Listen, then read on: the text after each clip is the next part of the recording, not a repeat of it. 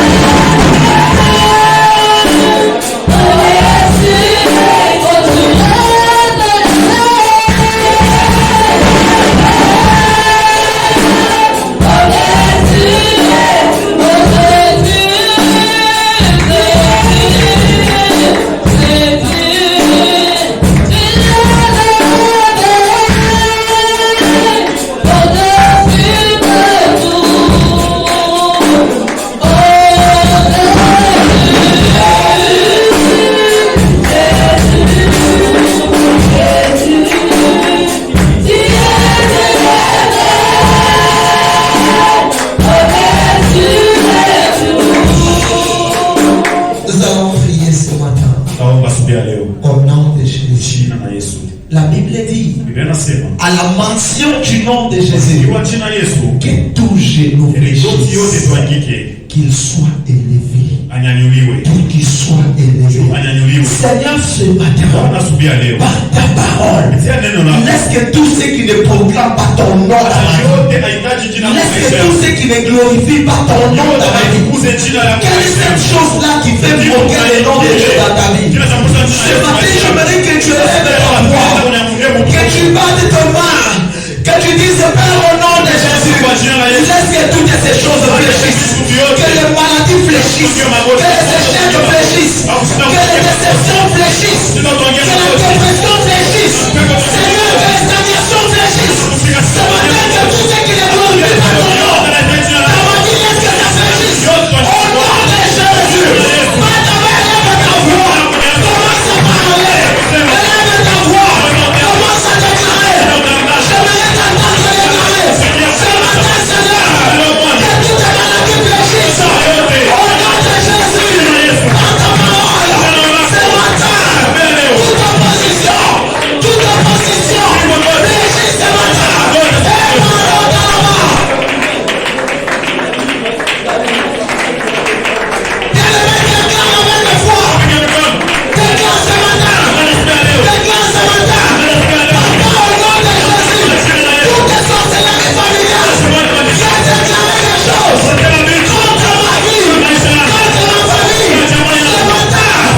va fléchir. Ce matin, ça va fléchir. Ce matin, ça va fléchir. Ce matin, ça va fléchir. Ce matin, ça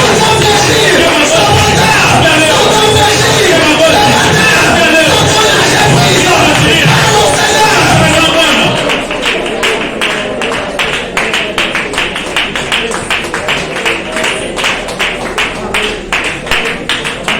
Au nom et Jésus, nous avons ainsi prié. Je déclare au nom de Jésus, par la parole qui vient en ce moment, tous ceux qui bloquaient ton avancement, ça commence à fléchir à partir de maintenant. Tous ceux qui retenaient ton témoignage, tous ceux qui retenaient ton diplôme, tous ceux qui retenaient ta réussite, tous ceux qui retenaient ta distinction, tous ceux qui retenaient ton travail, tous ceux qui retenaient même ta dignité, ce matin alors que la parole vient, au nom de Jésus Christ élevé, ces choses commencent à fléchir aujourd'hui. Ça commence à fléchir aujourd'hui. La puissance de Jésus.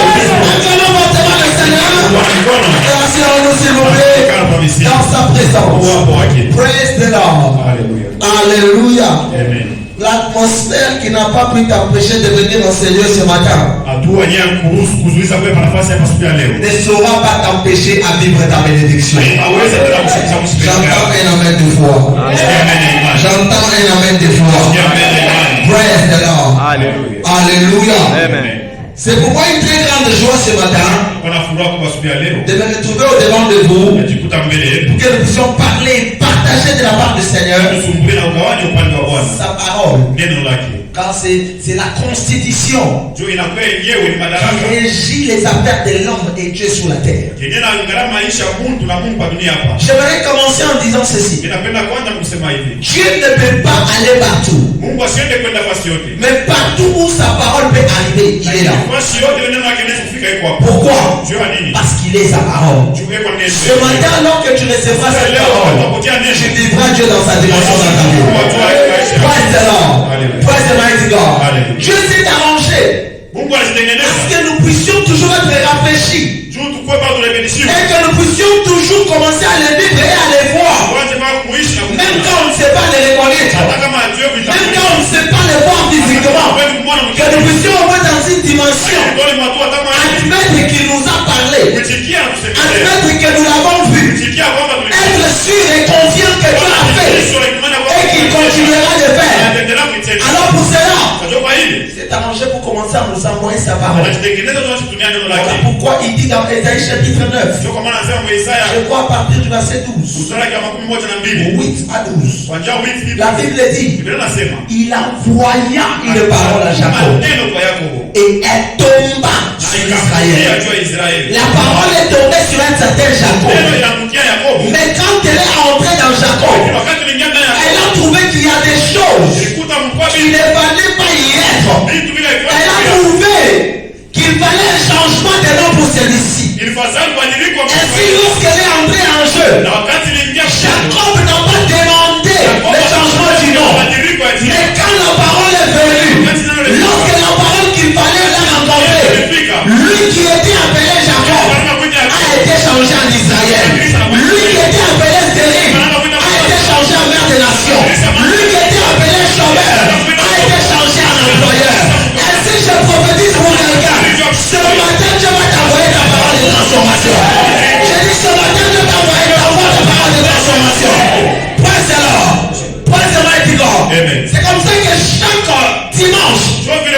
Depuis le début du mois, nous sommes en train d'exploiter un thème très important qui gravite autour du sujet la sanctification garantit la destinée et l'éternité. La sanctification garantit la destinée et l'éternité. Selon 1 Timothée chapitre 4, le verset 8. La Bible dit: exerce-toi à la piété. Pourquoi? Parce que l'exercice corporel, les choses physiques, toutes les efforts humains, Salomon appelle cela vanité. Elles sont passagères. Il dit ces choses-là sont utiles à peine de choses. Mais la piété, la sanctification, elle est utile à toutes les choses. Cela veut dire, pour quelqu'un qui marche dans la sanctification, tout est possible. Lorsque la Bible dit tout est possible à celui qui croit, elle ne veut pas dire pas pécher et rien croire. Je vais te donner. Non. La sanctification est la force qui soutient la foi, afin que chaque fois que tu la mets en pratique, elle te donne des résultats. Une des choses qui fait que lorsque tu crois, tu pries, tu espères tellement, ta foi est tellement forte pour voir quelque chose, tu es tellement assuré. Ah, ça va se passer. Quelque chose va se passer. Je ne veux pas échouer, ça va arriver. Mais au bout du compte, c'est que tu ne croyais pas. Job l'appelle, il dit ceci: c'est que je crains. C'est ce qui m'arrive. Alors que je ne pensais pas que ça allait arriver. C'est arrivé. Comment est-ce que cela est devenu possible? Comment est-ce que cette affaire est devenue possible? Comment est-ce que mes affaires ont chuté comme ça? Alors que je savais que ça allait aller de l'avant. D'où est venue cette tempête? C'est venu de nulle part. La raison est la foi sans la sanctification est une perte de temps. Praise the Lord. Praise the mighty God. La foi en Dieu, la foi qui déplace les montagnes, n'est pas une affaire de beaucoup de jours, n'est pas une affaire de beaucoup de temps. C'est quelque chose simplement que tu actives et que tu éteins. Praise the Lord.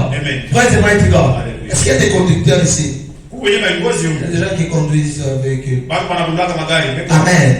Nous savons tous, lorsque tu connais conduire, dans chaque véhicule, il y a toujours ce qu'on appelle la double traction.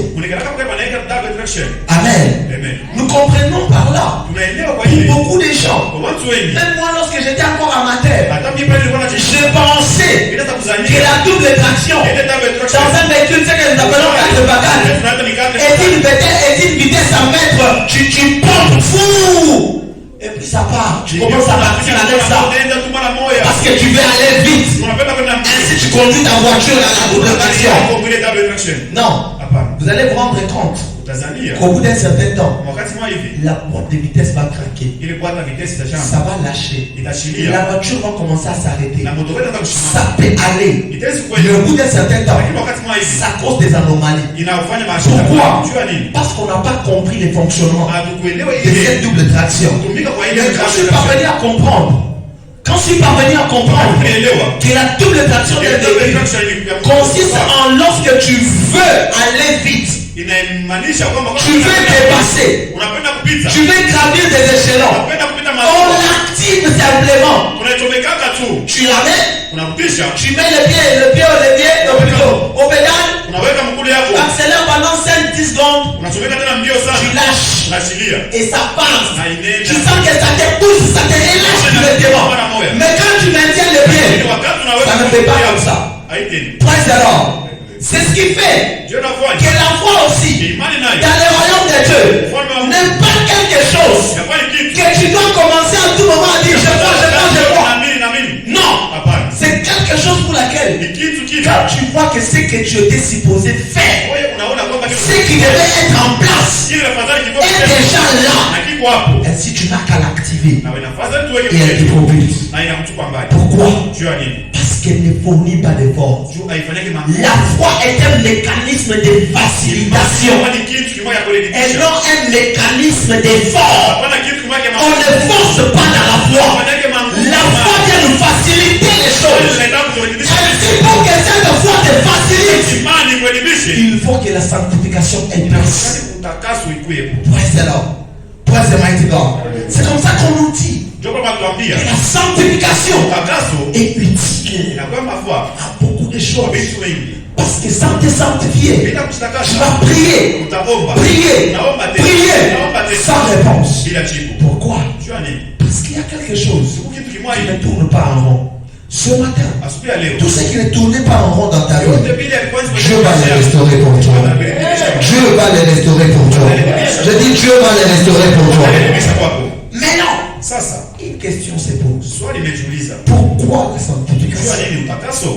Pourquoi avons-nous besoin de nous sanctifier? Si elle est dans le Seigneur, nous avons besoin de la sanctification. Simplement parce que nous avons besoin de vivre ou de réaliser notre destinée.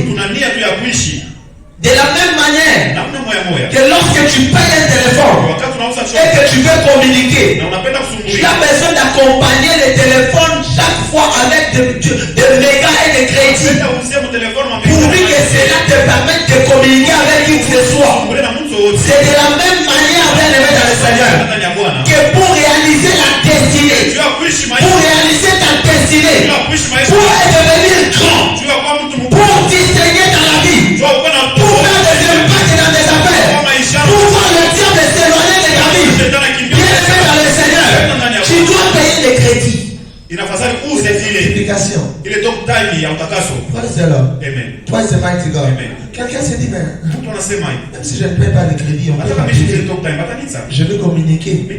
C'est une chose que Dieu te donne ce que lui veut que tu aies. Ça n'est une autre. Que tu puisses savoir ce que tu veux que Dieu fasse pour toi. Rien ne peut empêcher Dieu à faire quoi que ce soit pour toi à n'importe quel moment. Mais pour que toi tu puisses avoir, pour que toi tu parviennes à avoir ce qu'il a pour toi, ce que toi tu veux avoir, tu veux l'appliquer dans tes affaires, tu veux qu'il puisse s'intégrer dans ta vie, tu veux qu'il prenne contrôle de certaines activités de ta vie. Bien aimé dans le Seigneur, la sanctification en est une condition. Sinon tu seras obligé d'aller à la cabine. À tout moment où demander le téléphone aux autres.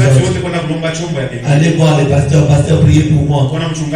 Je agis à cause de la foi du pasteur. Mais je te pose une question. Les jours que le pasteur ne sera pas là, qu'est-ce qui va se passer? Qu'est-ce que tu vas faire?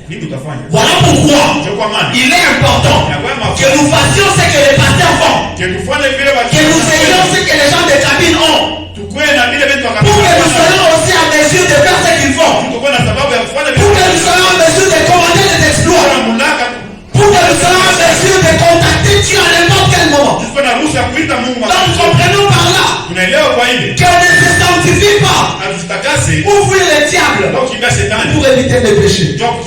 Non. Amen. Amen. On ne se sanctifie pas pour ça.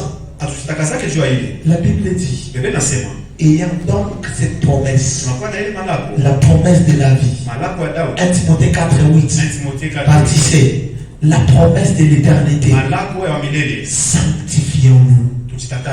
Sanctifions-nous. Y a-t-il une promesse que Dieu t'a faite? Y a-t-il quelque chose que tu attends de Dieu? Bien aimé, la sanctification, c'est toi de faciliter. Qu'on ne nous trompe pas. Que non, tu peux tout avoir par la foi. La foi est limitée, mais la sanctification est illimitée. Parce que les deux marchent de pair. Les deux marchent ensemble. La foi te permet d'avoir de Dieu, mais la sanctification te permet de vivre avec Dieu. Praise the Lord. Praise the mighty God. Quand tu vis avec Dieu, tu ne demandes pas. Amen. Tu ne demandes pas. Lui-même connaît ses besoins. Au fait, Quelqu'un qui se sanctifie, c'est quelqu'un qui prend conscience de l'amour de Dieu envers lui. Et il dit, je ne vais pas les décevoir, je veux aussi l'aimer à mon retour. Je veux aussi l'aimer en retour. C'est-à-dire ce qu'il a fait pour moi. Même s'il n'a pas tout fait. Le simple fait qu'il est mort à la croix pour moi.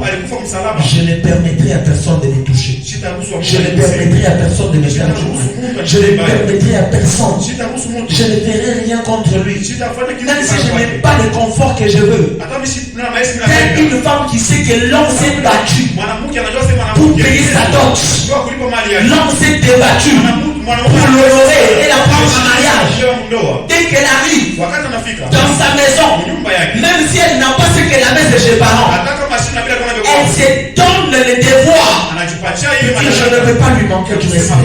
Je ne veux pas le déshonorer, même si ça ne va pas. Je ne veux pas divulguer les secrets de ma maison. Je ne veux pas déshonorer mon mari. Je ne veux pas que mes parents apprennent que non, il n'a pas d'argent, il ne prend pas en charge. Je continue à subir. Mais je sais qu'un jour, ça va marcher. Et la souffrance que nous vivons aujourd'hui prendra fin. Et vous voyez une femme, même si on lui propose des millions, elle préfère rester avec son capaïpaï dans la maison là. Praise the Lord. Pourquoi? Elle sait qu'il y a quelqu'un qui l'a aimé.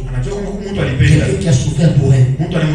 Quelqu'un qui a tout fait, qui s'est sacrifié pour elle. Elle se doit de lui faire cela en retour. Quelqu'un qui se sanctifie, c'est quelqu'un qui connaît la dimension de l'amour de Dieu pour lui. Maintenant, une question se pose. En amour, es-tu obligé de tout demander pour tout avoir? Praise the Lord. Praise the mighty God. Est-ce que nous sommes obligés de tout demander?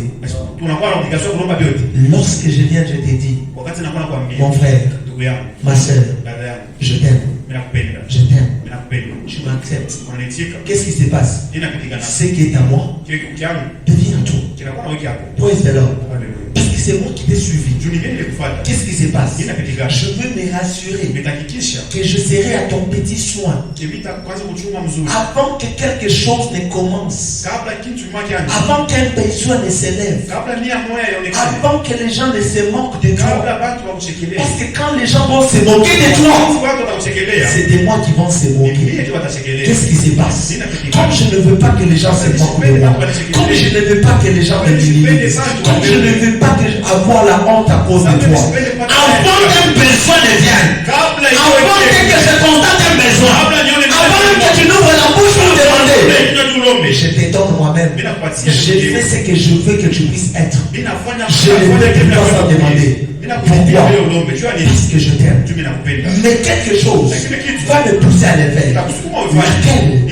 Lorsque je vois que quand je fournis des efforts pour toi, tu es là à mon service. Tu es là aussi à mes besoins. Chaque fois que j'ai besoin de quelque chose, tu es là. Chaque fois que j'ai besoin de quelque chose, tu es là.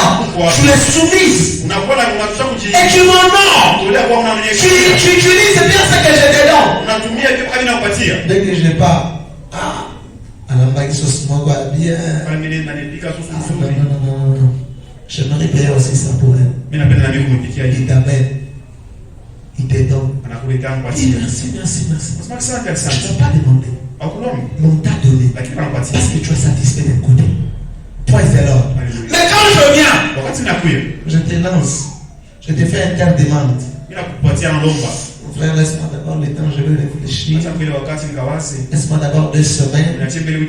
Laisse-moi d'abord. Et chaque fois je réfléchis encore, je réfléchis encore. Si j'ai quelque chose à faire pour toi, je vais donner. Pourquoi? Tu n'as pas encore rempli. Tu n'as pas encore répondu à mon amour. Tu viens répondre favorablement à mon amour. Pour que je puisse favorablement faire ce que tu fais. Pour que ce que j'ai soit aussi à toi. Tu ne fais pas. Tu me dis clair, tu ne m'aimes pas. Tout ce que tu fais, tu peux me dire tu m'aimes, oui. Mais tout ce que tu fais pour moi prouve que tu ne m'aimes pas. je puisse me sacrifier pour toi. Lorsque je sais que tu me trompes dehors avec ton Dieu. Lorsque je sais que tu ne m'honores à rien. Point zéro.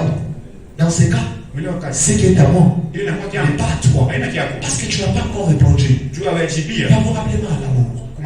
Ce qui me pousse à dire à quelqu'un, ta sanctification est la seule chose que Dieu te demande. Pour que chaque fois qu'il voit que Dieu est dans les besoins, il te donne sans que tu lui demandes. Allô? Est-ce que je parle à quelqu'un ce matin? Ne te sanctifie pas pour dire non, je ne veux pas que le diable puisse m'attaquer. Il y a des gens qui vivent dans la sanctification, mais que le diable continue à attaquer. La preuve en est que la Bible dit, le diable rôde tout autour de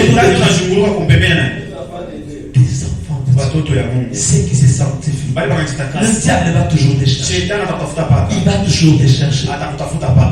Toujours. Dans Genèse 1, le verset 1er, la Bible dit, au commencement, je créa les cieux et la terre. Il dit la terre était forme et vide. L'Esprit de Dieu même, la présence de Dieu était là. Mais qu'est-ce qui s'est passé? Qu'est-ce qui régnait au-dessus de la Bible? Les ténèbres régnaient. C'est-à-dire c'est possible d'être chrétien et de vivre des tempêtes. Mais ces tempêtes, bien aimées, elles ne sont pas pour toujours. Elles sont pour un temps. Elles sont pour un temps. Parce que lorsque ton époux va s'élever, lorsque l'époux viendra et qu'il voit qu'il y a quelqu'un qui est en train de molester son épouse, et qu'il voit qu'il y a quelqu'un qui est en train de molester sa bien-aimée, mon frère, ma soeur, il s'élève et il parle. Tu veux voir comment un homme de Dieu, tu veux voir comment le président devient moins sérieux. Va toucher à sa femme. Vrai ou faux? Praise alors. Va toucher à ce qu'il aime. Touche seulement ce qu'il aime. C'est là qu'il sort toutes les armes nécessaires. S'il faut que vous puissiez les disqualifier, faites-le. Mais à ma femme, tu ne touches pas. Tu ne touches pas. Pourquoi? C'est ma bien-aimée. Ta sanctification fait que Dieu se lève pour te défendre des griffes de l'ennemi. Ce n'est pas ton devoir. Ce n'est pas notre devoir de combattre l'ennemi. Il dit les Égyptiens que vous voyez là, vous ne les verrez plus jamais. Il a dit à Moïse, ce n'est pas vous qui combattrez, mais moi qui combattrai à votre place. Mais vous, avancez. C'est-à-dire, faites ce que je vous demande. Ce matin, je te demande une chose. Sanctifie-toi. Oui, alors. Tu passes ton temps à combattre, mais les sorciers ne partent pas. Les sorciers reviennent toujours. Tu ne comprends pas. C'est parce que tu ne fais pas ce que tu es supposé faire. C'est parce que tu ne fais pas. Les bois déjà dit ok. Quand il va se limiter, quand ça va bloquer, elle va revenir. Mais ça ne sera pas ton partage. Je prie ce matin pour quelqu'un que l'Éternel te restaure dans sa présence. Peut-être il y a quelque chose qui t'avait sorti de sa présence. Ce matin je prie pour toi, par sa miséricorde, qu'il te restaure dans sa présence. Donc nous comprenons que la sanctification n'est pas pour les païens. Tu ne te sanctifies pas parce que tu es païen. Tu ne te sanctifies pas parce que tu es pécheur. Tu te sanctifies parce que tu veux plaire. Tu veux plaire à ton Créateur. J'ai expliqué la fois passée. Tu ne torches pas la maison parce que tu veux venir habiter dans cette maison. Tu t'enchants la maison parce que tu habites dans cette maison. Et tu veux qu'elle soit propre. Tu ne peux pas, tu es là et puis tu demeures dans la saleté. Ainsi, en tant qu'enfant de Dieu, tu ne te sanctifies pas parce que tu es un pécheur. Tu te sanctifies premièrement parce que tu es un enfant de Dieu. Cela doit être comme l'eau que nous lavons chaque jour. Cela doit être une condition pour chaque jour, une condition quotidienne. Tu te réveilles le matin, tu te sanctifies. Tu peux dormir le soir, tu te sanctifies. Pourquoi? Parce que c'est là plaît à Dieu. Dieu se plaît lorsqu'il te voit propre. De la même manière, écoutez, de la même manière qu'aucun homme ne peut préférer que sa femme soit considérée comme la plus sale. Aucune femme ne peut vouloir à ce que son homme soit le plus sale au monde. Quand on travaille, c'est autre chose. Mais en temps réel comme ça, là, vous à tout moment. C'est de la même manière que Dieu aussi ne prend pas la saleté. Praise the Lord. Praise the mighty God. Écoutez, est-ce que chaque fois que tu te laves, c'est parce que tu as touché la boue? Avant, tu passes la journée dans la maison. Tu ne sors pas, tu n'es que dans ta chambre, tu es en train de travailler, pas de poussière, pas de tâches, pas de quoi que ce soit, mais quelque chose va te pousser à aller te laver sans que tu n'aies touché à la sans que tu n'aies touché à la saleté. Chaque fois que tu changes tes habits, est-ce parce que tu as touché la saleté? Parfois les habits sont encore propres, mais tu les répares, tu les enlèves. Pourquoi? Parce que tu veux toujours paraître propre. Dès que tu es sûr que non, je ne sais pas si quelque chose m'a touché, je ne sais pas si parce que j'avais déjà porté ça, il y a quelque chose de mal, il y a une tâche qui a touché à ça. Tu changes. Voilà pourquoi on a toujours dit l'homme chic n'a jamais quoi. Jamais. Il est là. Vous le voyez classe à tout moment. Pourquoi? Parce qu'il veut être ainsi. Tu te sanctifies parce que tu veux manifester Dieu. Tu te sanctifies parce que tu veux plaire à Dieu. Et quand tu plais à Dieu, lorsque tu manifestes Dieu, les choses que Dieu a en lui, tu les possèdes sans te demander. Praise the Lord. Praise the mighty God. Il dit, vous recevrez une puissance.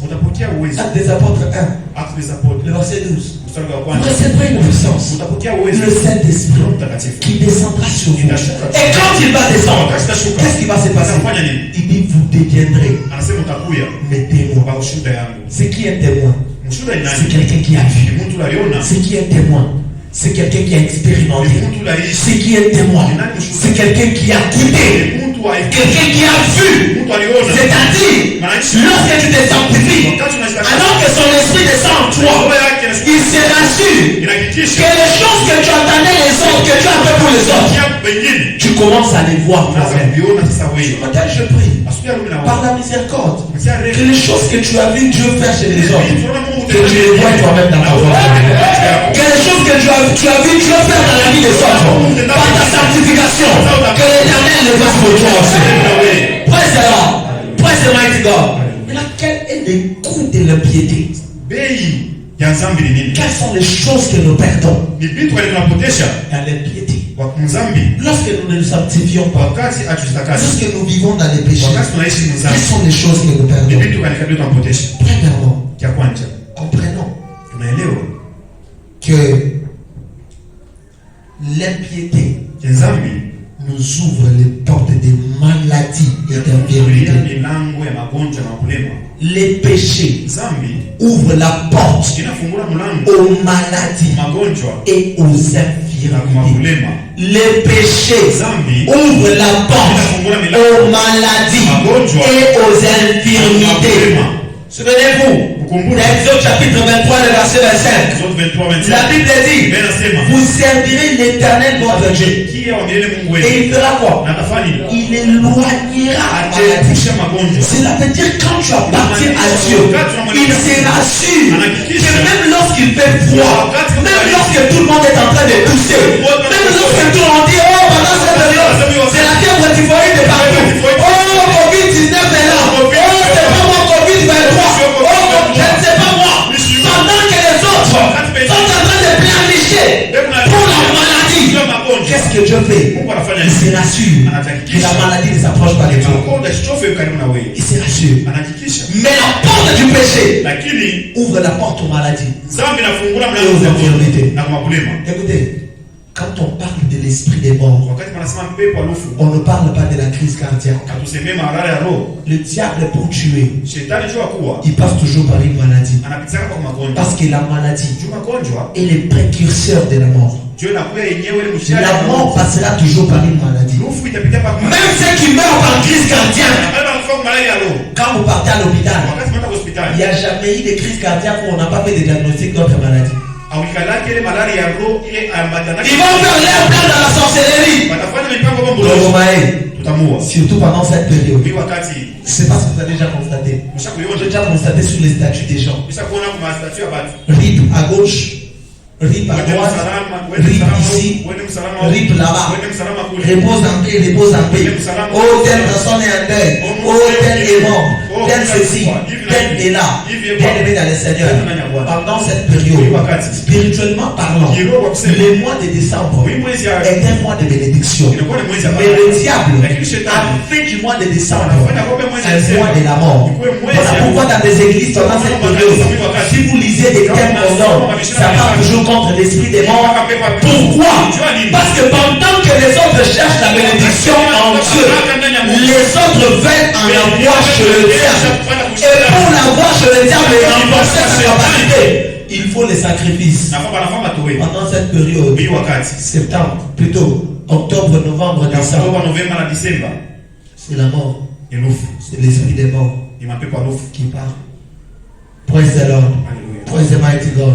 Et ça parle par quoi? Par des maladies. Oh, il était juste là. C'était juste hier. Avant de comprendre, il est parti. Vous ne comprenez pas pourquoi. La raison est celle-ci.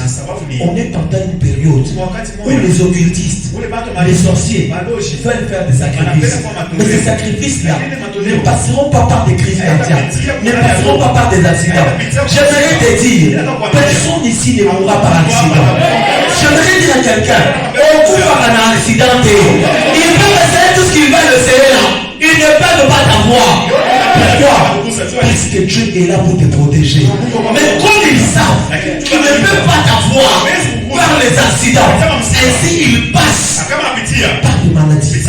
Et ils savent par cette maladie-là, Badiakayo déjà Kala, aussi autour là déjà, dans les mondes, Dieu t'a pourri.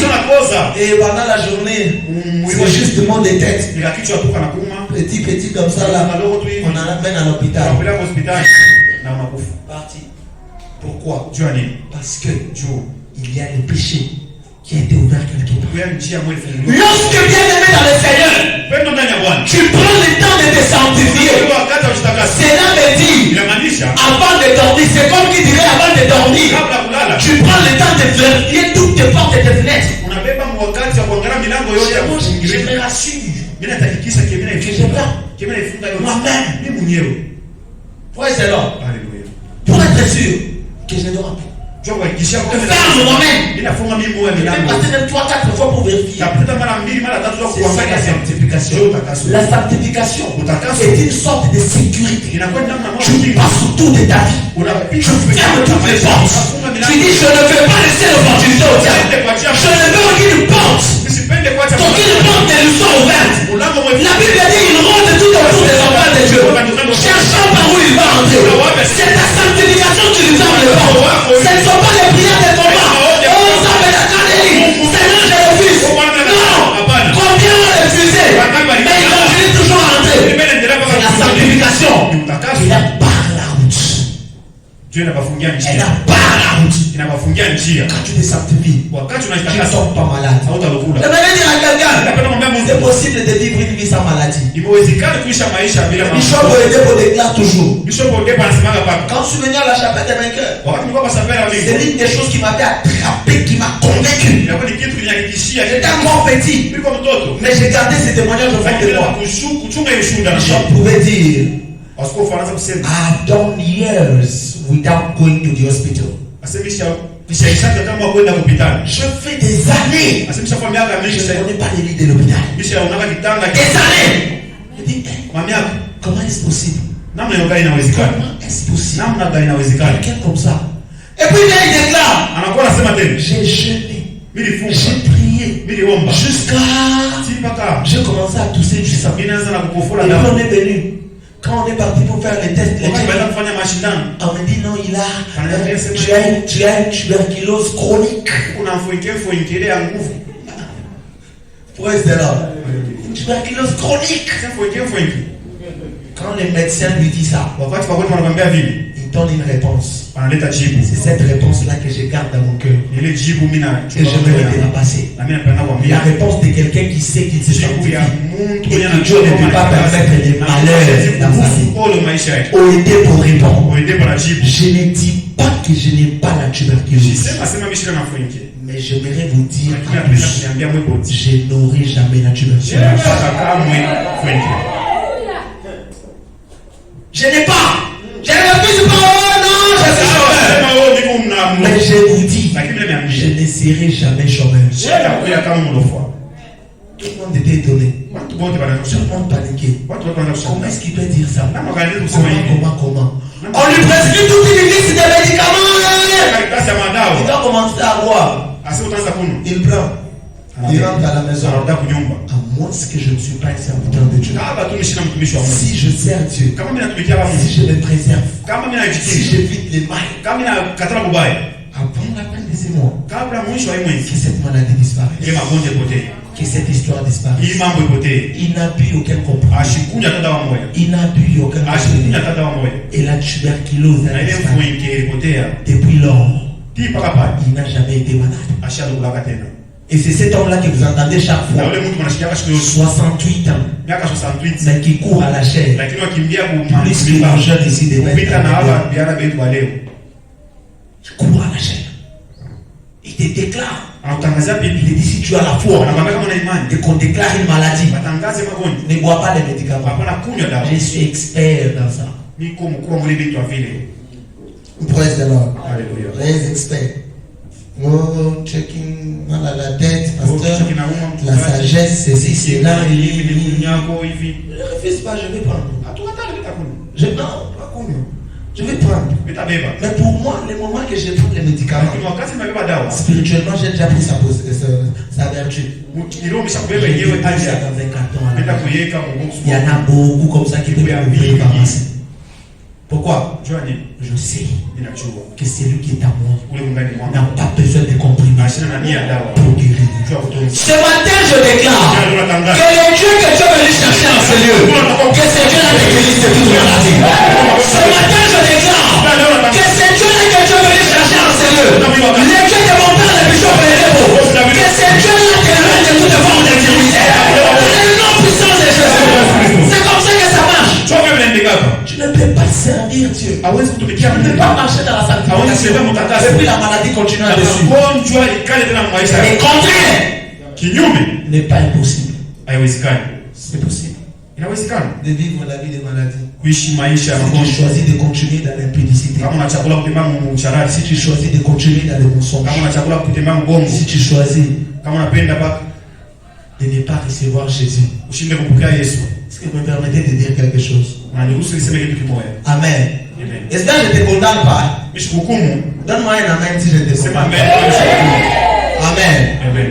Voici ce que je vais dire. La sanctification t'impose de faire tout ce qu'il faut pour plaire à Dieu. Il y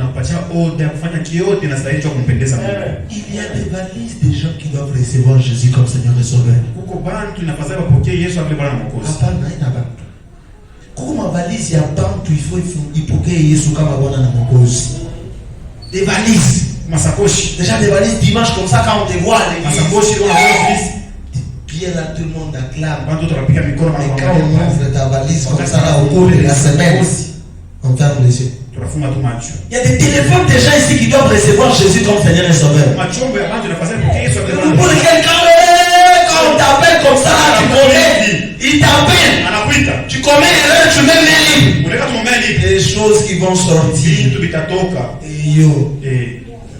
On commet seulement l'erreur, tu commets l'erreur. Tu prends le téléphone, tu prends son mixeur comme ça, sans être rassuré que non, tout a été prouvé.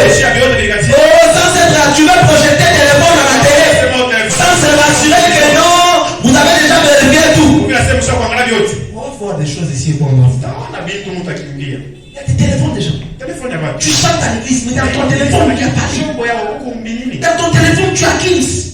À l'église, même quand on chante, tu es là. Mais là-bas, quand tu es dans ta chambre avec tes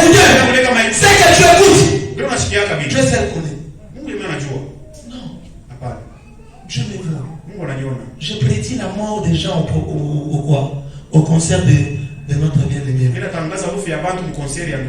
Amen. C'est lui du stade de Martyrs. Oui, on stade de Martyrs. C'était le samedi.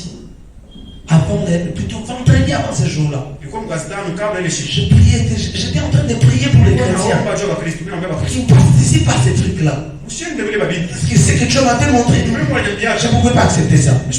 Et j'ai dit, il n'y aura pas un mort, il y aura des morts. Et si on ne fait pas attention, ces trucs-là vont s'écrouler sur les gens. Ça va s'effondrer sur les gens. C'est à qui je parlais ne m'ont pas cru. Mais quand on a commencé à entendre 11 mois, j'ai dit, je ne les ment pas. Mon frère, Dieu a quitté tout à l'eau autour. Ou dans Mozambique. Tu es marié. Pourquoi tu cherches encore d'autres femmes dehors? Sœur, tu es marié, tu es fiancé. Hein? Toi-même là, tu pries, Seigneur, donne-moi. Mon téléphone. Ou il doit m'inviter, ou il doit me foulani, ou il doit m'envoyer, ou il doit... Non! Quand on parle de la sanctification, ça concerne aussi ces choses-là. Sinon, nous allons prier. Vous allez bien transpirer les pasteurs. Vous allez traiter les pasteurs de quelqu'un qui n'a pas le feu. De quelqu'un qui n'a pas la grâce. Alors que ce sont vos sports de sorcellerie qui font des choses.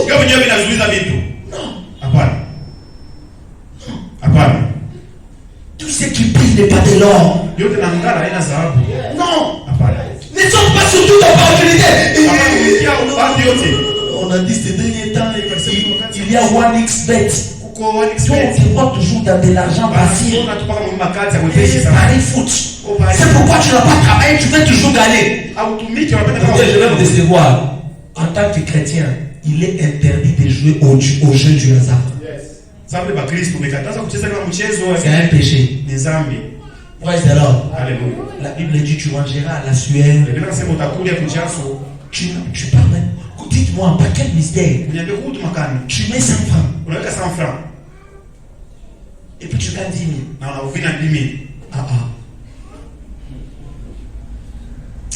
Que l'Éternel nous pardonne. Praise the Lord. Ce sont là des choses. Tu vois d'un côté, tu gagnes l'argent facilement. Mais de l'autre côté, les apôtres sont toujours malades. De l'autre côté, il n'y a que déception. Tu gagnes l'argent de l'autre côté. Et après, un mois après là, on t'appelle ta maman, papa, à la maison. Pourquoi? Parce que c'est que tu as dit. Tu l'as acquis dans les mal. Les biens mal acquis ne servent à rien. C'est ça la cause des maladies. Bien-aimés, apprenons à craindre Dieu. Apprenons à craindre Dieu. Deuxièmement, quel est le coût de l'impiété? Par l'impiété, on nous dit que l'impiété bloque l'accès au percé surnaturel. Proverbe chapitre 1, le verset 23. Proverbe 1, le verset 23. Ésaïe 60, le verset 1. La Bible dit, lève-toi, sois éclairé, car ta lumière est arrivée. Lorsqu'on parle de la lumière, on peut parler de la vitesse. La vitesse de l'éclair. Quand on parle de la lumière, on veut parler de la percée. Comment est-ce que tu veux percer? Comment est-ce que tu veux que Dieu t'aide à avancer là où tu n'es pas l'alpha? La Bible dit il est le commencement et... Le commencement est quoi? Maintenant, ce qui n'a pas commencé, comment veux-tu qu'il finisse ça? Parfois les choses ne marchent pas. Tu commences des affaires. Ceux avec qui vous avez commencé ensemble sont déjà loin. Mais toi tu es toujours à ce niveau-là. Non, vérifie quelque part. Vérifie quelque part. Il y a un trou quelque part. Ça bloque la percée. Ça bloque la percée. Ça t'empêche d'avancer dans la vie. Ça t'empêche d'avancer dans les affaires. Ça t'empêche d'avancer dans la carrière. Pourquoi? Parce que Dieu ne cohabite pas avec les péchés. La Bible dit la lumière et les ténèbres ne peuvent pas cohabiter. Dieu et les péchés, ça ne marche pas. Écoutez, ils peuvent se voir pour un temps. Ils peuvent résider pour un temps, mais pas pour longtemps. J'ai expliqué le mercredi. Et non, péché, c'est comme un arbre. Ce n'est pas les mêmes jours que tu pêches que ça se manifeste. Ce n'est pas les mêmes jours que tu manges crapaud que tu sors des boutons. Non. Amen. Amen. Ça a toujours des conséquences. Vous qui voulez commencer des affaires, vous qui voulez commencer des projets, je vais vous donner un secret. Vous voulez commencer quelque chose, impliquez Dieu dedans. Ne commencez pas sans Dieu. Ne va nulle part sans Dieu. Tout ce que tu fais sans Dieu, tu payes tes propres factures. Mais quand c'est Dieu qui te donne les go pour le faire, il paye tes factures. Praise the Lord. Alléluia. Praise the mighty God. Alléluia. Vous savez, la vie chrétienne n'est pas difficile. Elle est trop simple.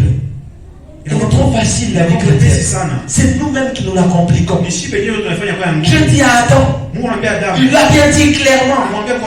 Il dit voici, je fais de toi Dieu sur toute la création. Je t'ai donné l'autorité sur tout. Les bêtes, la domination sur toutes choses.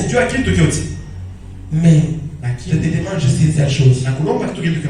Ne touche pas à l'arbre. De quoi? La connaissance du bien et du mal. Qui veut dire ne pars pas loin de la sanctification. Sanctifie-toi. Simplement. Sois saint. Sois pur. Vous savez, à un homme qui se sanctifie, on ne demande pas la foi. Parce que même pour chasser les démons, quand je déclare au nom de Jésus, ce n'est pas l'autorité de ma voix que les démons entendent. Ce n'est pas l'autorité de ma voix ou la vigueur ou encore l'éloquence dont le diable va entendre ou les maladies vont entendre pour partir.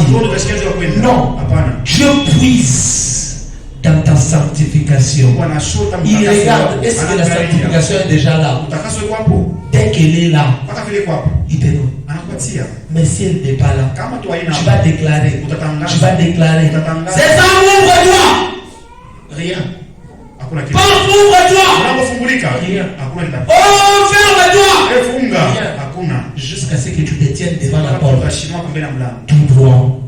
Avec humilité. Et tu dis César, ouvre-toi. Elle s'ouvre de soi. Simple. Praise the Lord. Ne nous compliquons pas la vie. J'aime toujours dire, dans ce monde, il n'y a pas une meilleure vie que la vie chrétienne. Je suivais une vidéo hier soir d'un débat sur MCI TV. Un débat entre un féticheur et comment vous l'appelez, le général Magozo.